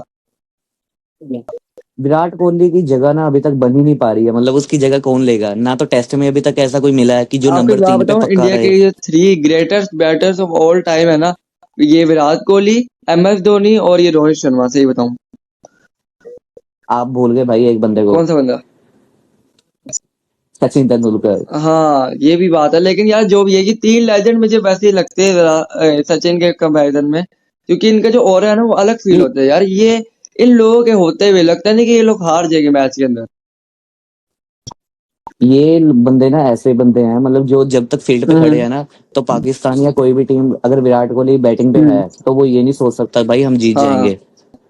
उनको पता है चाहे एंड में चाहे हमारे पास बॉल्स कम हो, रन ज्यादा हो, हम्म। ये बंदा मैच निकाल सकता है। हाँ। उस बंदे का एक वो बना हुआ है। मैं बस एक पर्सनल क्वेश्चन बोलूं, पूछूं यार। मैं हाँ भूल हाँ। गया कि विराट कोहली की जो एज है वो कितनी थी।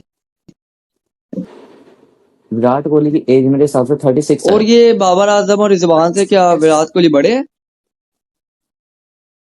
मेरे को बाबर आजम की एज नहीं पता ना, मेरे को विराट कोहली की पता है अच्छा। क्योंकि वो पाकिस्तानी प्लेयर्स हैं, तो उनकी एज का आपको पता होगा शायद। मेरे ख्याल से जो बाबर आजम है भाई, इसकी एज तो मेरे ख्याल से 28 है शायद, और रिजवान की जो एज है वो मेरे ख्याल से 31 क्या 29 है, इतनी है।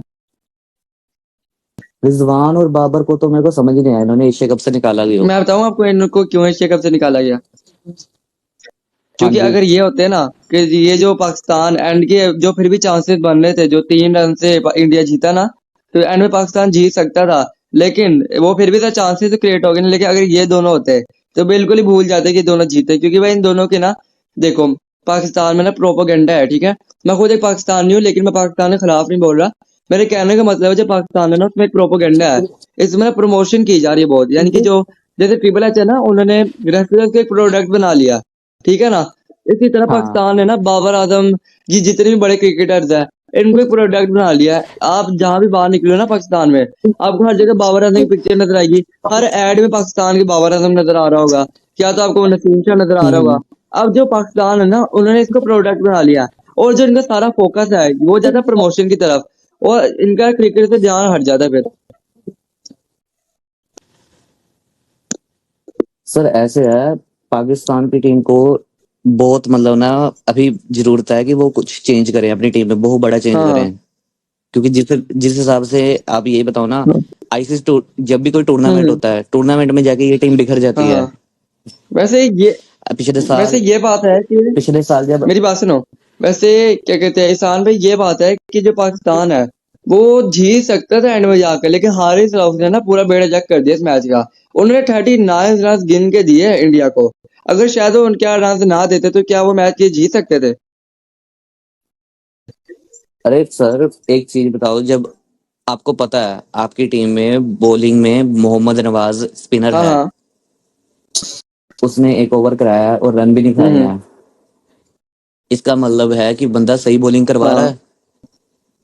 उसके बाद हमारे आपको पता होगा किसने विकेट्स ली, सिर्फ स्पिनर ने विकेट ली। हम्म।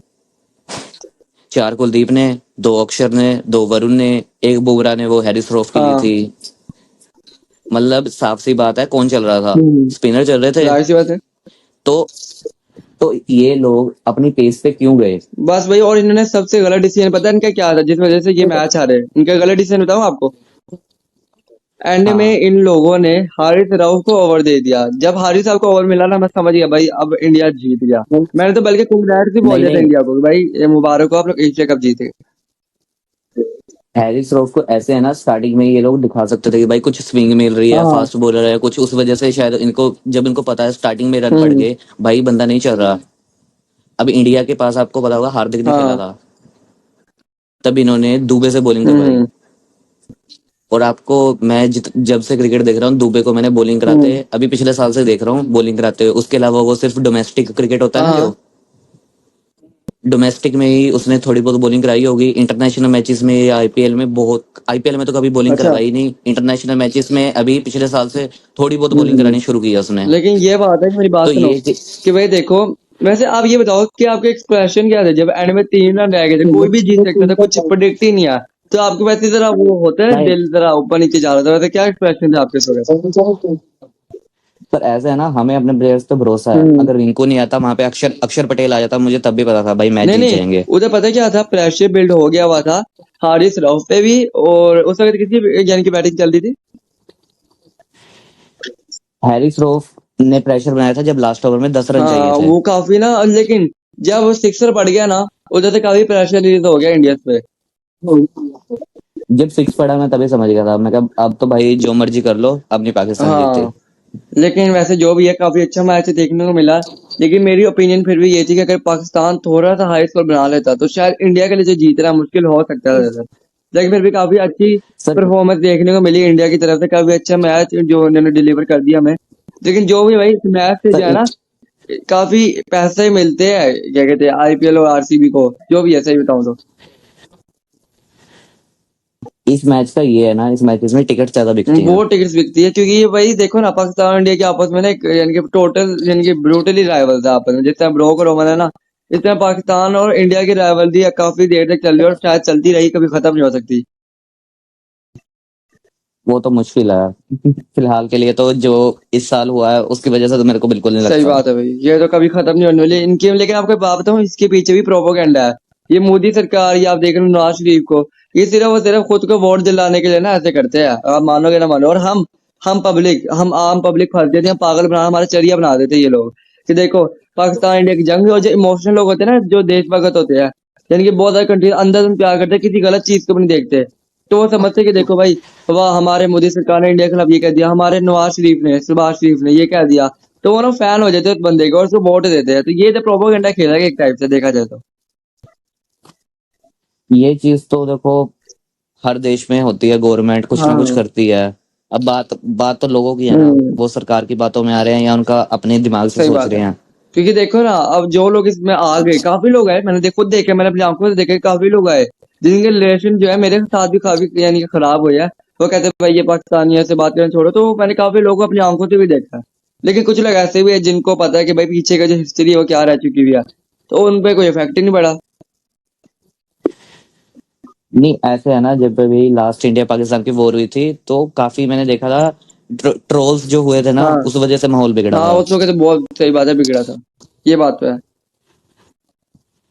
ट्रोलिंग जो चली थी ये सारी, मतलब जंग के बीच में ये सब कुछ हुआ था, हम्म। उसका इफेक्ट आगे जाके अब क्रिकेट में भी तो आपने देखा, कोई हैंडशेक नहीं क्रिकेट किया। में हैंडशेक के सिवा भी हमने वो हारिस राव को देखा भाई, उन्होंने वो राफेल का इशारा किया, पर जब वो क्या कहते हैं, अरे हाँ, बुमराह ने उनको हराया तो उन्होंने भी राफेल का इशारा कर दिया, यानी कि उन दोनों के बीच में भी नहीं नहीं, टेंशन हुई हुई है काफी, कोई खुश नहीं एक दूसरे से। ये ये चीज पता हाँ क्या हाँ था, आपको पता होगा, 6-0 ये जो इशारे हो रहे हाँ थे, ये तो फिर जब अभिषेक शर्मा सेकंड मैच में जब अभिषेक शर्मा ने मारा हाँ ना, तब अभिषेक शर्मा ने भी इंटरव्यू में आगे दोबारा बोला था कि भाई उस मैच में ना पाकिस्तान के प्लेयर्स, हाँ जो पीछे हाँ विकेट कीपर था और हाँ फील्डर्स, ऐसी ऐसी कुछ बातें बोल रहे थे ना, जो मतलब ऐसे क्रिकेटर और ऐसे इंडियन मेरे को नहीं अच्छी हाँ लगी। हाँ, वो जाहिर सी बात है। उसी वजह से तो वो ट्रोलर से फैलती है उस ना, और मेरी उससे बात सुनो, पता है क्या चक्कर है, मैंने खुद देखा कि भाई इन दोनों टीमों की ना बन पता नहीं किस तरह खेल का यानी कि आपस में कैसे रहते।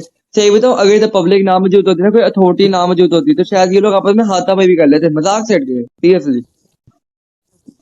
नहीं नहीं, वो चीज ऐसे है, वो ग्राउंड में नहीं होती, फिर वो वो बाहर ही बाहर होती है, होती है क्योंकि इधर। अगर ग्राउंड, लेकिन आपने देखा होगा, वही मैं कह रहा हूँ ना, कि जहाँ पे पब्लिक ना हो, अथॉरिटी ना हो, उधर ये चीज हो सकती है। क्योंकि जैसे कि मैंने देखा, मेरे ख्याल से जो है ना हारिस राव, वो आए थे, तो यार किसी के पास तो लड़ने आए थे इंडिया की ना, किसी क्रिकेटर के पास, मैं भूल गया कौन सा नाम था उसका, किसी प्लेयर के पास आके ना वो झगड़ने की कोशिश कर रहे थे, लेकिन वो रेफरी ने आके पता नहीं बीच में से छुड़वा दिया, कुछ तो किया, अंपायर में कह रहा हूँ, वो लोग रेफरी। ना, हाँ।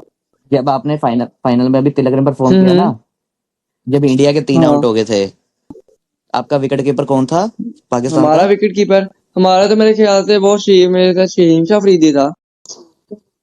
नहीं नहीं, विकेट कीपर पूछ रहा हूँ ये भाई। विकेट कीपर यार, ये तो मुझे सही बताऊं खुद याद नहीं है, मेरे ख्याल से जो हमारा विकेट कीपर है ना, वो मेरे ख्याल से वो था, हाँ ये साहिबजादा फरहान, या मेरे ख्याल से वो था फकर फकर जमान था, फकर जमान।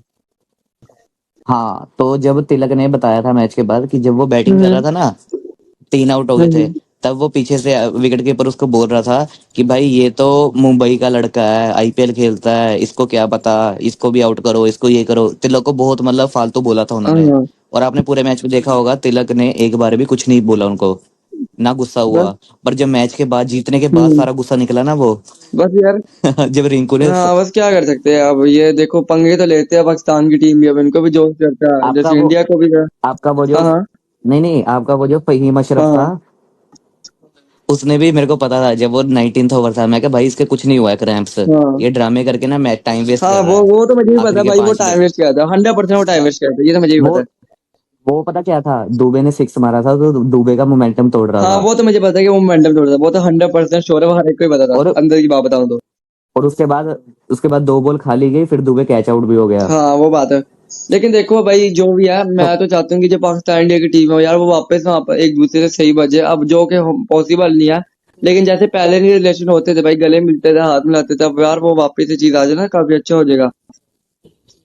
वो चीज तो सर ऐसे है ना, जैसे ये बीच में मैच के बीच में अगर लगा लो कंट्री की बात लेके आओगे ना, फिर कोई भी चाहे प्लेयर्स हो, चाहे अगर कोई इंडियन पाकिस्तानी को कुछ बोलेगा हम्म। उनके देश के ऊपर, तो आप लोगों को भी लेकिन नहीं अच्छा देखो इधर ना, लगेगा। मेरी बात सुनो, इधर थोड़ी बहुत कंट्रोवर्सी फैल सकती है, इसके बारे में ज्यादा बात नहीं करूंगा, बट इधर ना बुमराह ने भी एक चीज गलत की थी। तो जो उन्होंने राफेल का वापस से ऑपोजिट से उनको निशान दिखाया, वो जो उन्होंने साइन दिखाया राफेल का, वो पे उसने जरा हारिस राव को भी थोड़ी बहुत जरा तब चढ़ा दी कि उनको जो वापस उन्हें जैसे इनकी विकेट आउट कराई, तो राफेल का इशारा इधर से हमें देखने को मिला, और क्या कहता है, और बुमराह की तरफ से, उसके बारे में क्या कहना वो तो सर सीधी सी बात है, अगर कोई प्लेयर आपका फील्डिंग में है? खड़ा है, वो फैंस को ऐसे इशारे कर रहा है, इंडियन फैंस को, कि ऐसे ऐसे करके तुम्हारे देश की ये मिसाइल हम्म गिरी, ये हम्म रफेल गिरा, ये गिरा, वो सब स्टार्ट किसने किया? हम्म अब कोई आपको, आप ही बताओ, आप किसी के साथ मैच खेल रहे हो, हम्म वो आपकी क्राउड को, आपके देश की क्राउड को ऐसे इशारे कर रहा है, हम्म और आप सोचते हो कि मैं आप उसको कैसे जवाब दे सकते हो? मैच के बीच में उसकी विकेट लेके जवाब दे हाँ सकते हो? तो वही बुमराह ने किया। बुमराह ने इशारा कब किया? जब उसने हैरी श्रॉफ की विकेट ली। हाँ कि जिस तरह से उसने इशारा, उसके कहने का मतलब ये था ना हम्म कि लास्ट विकेट गिरने के बाद कि अब पाकिस्तान गिर गया। हम्म। और उसके बाद आपने देखा होगा इस इशारे के बाद किस तरह की बॉलिंग कराई थी हैरी श्रॉफ ने। हाँ ये भी बात है, और बाकी जो भी है यार, ये मैं तो चीज चाहता हूँ कि दोनों के रिलेशन। मैं कहता रहा ना, बुमराह हाँ। बुमराह के इस इशारे के बाद हैरी श्रॉफ की बॉलिंग भी सेम ऐसे गिर गई थी। हम्म। बाकी जो भी है भाई, मैं तो यही चाहता हूँ कि जो पाकिस्तान इंडिया के रिलेशन आपस में अच्छे हो जाए, क्योंकि लड़ाई के तो कोई फायदा नहीं, एट दी एंड ये दोनों जो टीमें आपस में एक दूसरे से खेलती रहेगी जब तक ये लोग हैं इधर, तो इनके रिलेशन का अच्छा नहीं होना होगा आपस सर, में पता काफी क्यों? जरूरी है। क्योंकि अगले साल अब T20 वर्ल्ड कप है इंडिया में और श्रीलंका में। हम्म वहां पर सेम वैसे पाकिस्तान ने बोल दिया कि भाई जैसे इंडिया नहीं आई थी चैंपियंस ट्रॉफी में पाकिस्तान, हम्म। अब वैसे ही हम लोग भी इंडिया नहीं जाएंगे, हमारे सारे मैच श्रीलंका में करवाओ। हाँ अब क्या कर सकते हैं यार, अब जिस तरह इंडिया है उस हाँ तरह पाकिस्तान है। मैं कह रहा हूँ ना, अब वो चीज नहीं होगी दोबारा से, उसमें दोबारा से सारे मैच श्रीलंका में होंगे, वहां पे भी इंडिया पाकिस्तान का वैसे ही देखने को मिलेगा। हाँ मतलब ये अब मेरे को आने वाले कुछ सालों तक तो ये दिख नहीं रहा क्लियर। हाँ। चलो फिर। ये चीज हाँ ये चीज क्लियर होगी 2027 के वर्ल्ड कप में, जब वहां पे रोहित शर्मा और विराट कोहली अगर तब तक हुए। वैसे मैंने देखा है कि जो ये जवान लड़के हैं ना, यानी कि विराट कोहली को जब हाँ हाँ माइनस कर दो, रोहित शर्मा को माइनस कर दो, एम एस धोनी को माइनस कर दो, और हमारी पाकिस्तान की टीम से बाबर आजम को माइनस कर दो, रिजवान को माइनस कर दो, यानी कि जो समझने वाले समझदार लोग हैं, ये आपस में ना एक दूसरे से मैंने देखा इतना लड़ते नहीं है। पहले भी इनकी पाकिस्तान इंडिया की काफी कंट्रोवर्सी रह चुकी है, बट ये जो बाबर आजम, रिजवान है, और उधर से रोहित शर्मा, एम एस धोनी, ये विराट कोहली है, ये ना फिर भी एक दूसरे से एडजस्ट कर लेते थे। लेकिन ये जो जवान है ना, ये एडजस्ट नहीं कर रहे, ये जो नए नए आए हैं, ये कहना चाह रहा हूँ ना मैं। अरे सर, ये है एग्रेशन। हम्म। ये लोग, आपने आईपीएल देखा होगा, आईपीएल में भी बिल्कुल एग्रेसिव खेलते हैं। हाँ आईपीएल में भी अगर कोई इनको कुछ बोल देना, मैं कह रहा हूँ ये तो इंडिया पाकिस्तान की बात है, अगर कोई इंडियन बॉलर ही हम्म नया आया हो आईपीएल के हाँ किसी प्लेयर को कुछ बोल देना, वहां पर भी सेम ऐसा हाल हो जाता है जैसे अपने इंटरनेशनल मैचेस में देखा। वही बात है ना बस। तो ये इन चीज, अभिषेक शर्मा जो है वो 2018 से खेल रहा है आईपीएल, हम्म और वो इंडिया की टीम में अभी आया है विराट कोहली के रिटायर होने के हाँ बाद, पिछले साल। तो ये देखो ना, वो बंदा 7 साल से आईपीएल में खेल रहा है, उसके बाद उसको इंडिया की टीम में मौका मिला। हम्म वो भी कब मिला? जब रोहित शर्मा रिटायर हुआ उसकी जगह ओपनिंग में। हम्म तो ये जो बंदे आपने देखा होगा, पिछले साल ट्रेविस हेड के साथ ओपन करता है अभिषेक हाँ शर्मा। ये इनमें इतना एग्रेशन है ना, इतना एग्रेशन है, वो सारा कुछ ये कब से पता नहीं, मतलब यार वैसे अपने एक अंदर बात रखा हुआ है कि बताऊं, भाई हमें। एक बात बताऊं, ठीक है वो सब साइड पे रख के बात करते हैं कि जो भी यार इस पाकिस्तान इंडिया की टीम की हेट की वजह से जो मैच है उसको देखने में ना जो मजा है वो दुगना हो जाता है। इस बात से तो आपको एग्री करना पड़ेगा। हाँ ये तो है, बेशक, मतलब हमारे यहाँ पे हाँ भी। बेशक हीट है वो ना, जो हीट है वो और जनरेट हो जाती है, उस हीट के जनरेट होने की वजह से जो मैच की हाइप है वो और भी ज्यादा क्रिएट हो जाती है पहले से ज्यादा। लेकिन उसके बाद ये भी फॉल्ट है कि आपको जब कोई पता, टीम हार जाती है तो फिर उस जिस कंट्री से वो बिलोंग करता है उसको फिर काफी भाई यानी कि सेटबैक पहुंचता है, ये भी है। वरुण चक्रवर्ती आपको पता होगा, हाँ हाँ जब 2021 का वर्ल्ड कप था, जब वो 152 बनाने थे, हाँ बाबर रिजवान ने वन साइडेड बना दिए हाँ थे, हाँ। उस मैच की वजह से वरुण चक्रवर्ती को इंडिया की टीम से निकाल दिया था। बस वही एग्रेशन ही है ना कि भाई तुमने चूहों को बनाने मैं दिए। बत, नहीं नहीं, वो था क्योंकि अगर कोई इंडिया पाकिस्तान के मैच में परफॉर्म नहीं करता ना हम्म। बंदा, तो सीधी सी बात है उसको टीम तो से ये निकाल देते हैं भाई, और चाहे ये पाकिस्तान में हो तो चाहे आपने इंडिया फिर में हो। देखा ये सेम एज इट इज जो चीज है ये मैं बाबर आजम रिजवान के खिलाफ देखने को मिली। हाँ, बट ऐसे है ना, इंडिया की टीम में इंडिया के पास प्लेयर्स बहुत है बैकअप हाँ में। अगर जैसे शुभमन गिल नहीं खेलेगा, आपको आने वाले टाइम में पता कौन देखने को हाँ। मिलेगा? शुभमन गिल अभिषेक शर्मा के नहीं साथ मेरी बात दिखेगा, सुनो, मेरी ये बात सुनो। यशस्वी वो तो जायसवाल। ठीक है लेकिन बट पाकिस्तान के वो बैकअप है, मैं पाकिस्तान की टीम को एडवाइस करूंगा ये अच्छी हो सकती है लेकिन अगर ये अपने ना बैटर्स पे ध्यान दे। इनके वो बॉलर काफी अच्छे हैं बट इनके वो बैटर्स जो है ना वो इतने अच्छे नहीं है, मैंने देखा है। मैं चाहता हूँ पाकिस्तान की टीम में जो मेरे हिसाब से बंदे हैं जो प्रेशर बनाते हैं, या फिर मैं जिनका मेरे को नाम हम्म। पता है, एक तो मैंने अभी देखा साहिबजादा हाँ वो फरहान, तो ये मुझे ओपनिंग में बंदा पर्सनली बेस्ट काफी है। अच्छा लगा, सही बताऊं। क्योंकि ना भाई, बुमराह जैसे बॉलर को जिस तरह से इसने शॉट मारे, हम्म। वो चीज मतलब दिखाती है कि भाई बंदा प्रेशर सिचुएशन में भी बड़े बॉलर के सामने भी ना खेल सकता है। हाँ ये बात है। वो, और ऐसा ही आपको बंदा चाहिए होता है हम्म। अपनी टीम में कि भाई जो हाँ। आपको मुश्किल टाइम में निकाल हम्म। सके। क्योंकि अगर सोचो स्टार्टिंग में ही साहिबजादा फरहान और फखर जमान आउट हो जाए, हाँ उसके बाद आपका मिडल तो कुछ है ही जाहिर सी नहीं। बात है। इस हिसाब से इस हिसाब से तो आपके 100 रन भी नहीं बनेंगे। हाँ वही बात आ जाती है ना इधर। लेकिन जो भी है भाई, जो भी है, इस मैच के एंड पे जो हालत इंडियन फैंस और पाकिस्तानी फैंस की हुई, जो भाई यानी कि उनके फेस एक्सप्रेशन थे ना वो काफी देखने वाले थे। मुझे खुद पता है कि मेरा एक्सप्रेशन कैसा था, मेरा दिल पता है ऊपर नीचे जा रहा था। तो काफी मेरे डर। हाँ ये है, काफी हाँ काफी टाइम के बाद ना, मतलब एक ऐसा थ्रिल वाला मैच देखने को मिला इंडिया हाँ पाकिस्तान ये का बात है। बहुत सालों वन बाद। साइडेड मैच ही नहीं कहना पाकिस्तान की तरफ से ना इंडिया की तरफ से, वो ना जरा देखने को मिला कि मुकाबले का मैच है। बाकी जो भी है जिसने भी अच्छी परफॉर्मेंस दी हाँ, वो जीत गई। पिछले दो तो वन साइडेड थे, वहां पे तो इंडिया ने हाँ बिल्कुल वन साइडेड परफॉर्म किया हाँ। है। ये मैच था जो मैं कहूँ बिल्कुल टक्कर का मैच हुआ। हम्म। चलो फिर भाई, थैंक यू सान भाई, आपने पॉडकास्ट के ज्वाइन किया और आप पहले एपिसोड के बट नेक्स्ट की पहले एपिसोड के गेस्ट बने यार। तो बाकी उसके लिए काफी शुक्रिया आपका। वो बहुत धन्यवाद और भाई, आपकी कोई जो बात नहीं। आईडी है ईशान शर्मा के नाम से मैंने डिस्क्रिप्शन में गिवन कर दिया है। तो आप लोग इनकी आईडी को जाके भी फॉलो कर सकते हो लाजमी। तो ठीक है मेरे ईशान जरूर शर्मा, जरूर। आप जा सकते हैं। थैंक यू पॉडकास्ट में आने के लिए। तो गाइस, धन्यवाद हाँ भाई। जी थैंक। तो गाइस इस वीडियो में इतना ही था और उम्मीद है कि व्हाट नेक्स्ट की जो एपिसोड आपको आगे जाके भी देखने को मिल सकती है एक मंथ के अंदर, तो लाजमी एक बार देखने को मिलेगी। तो फिर मिलते हैं नेक्स्ट अपडेट वीडियो में, अभी के लिए टाटा।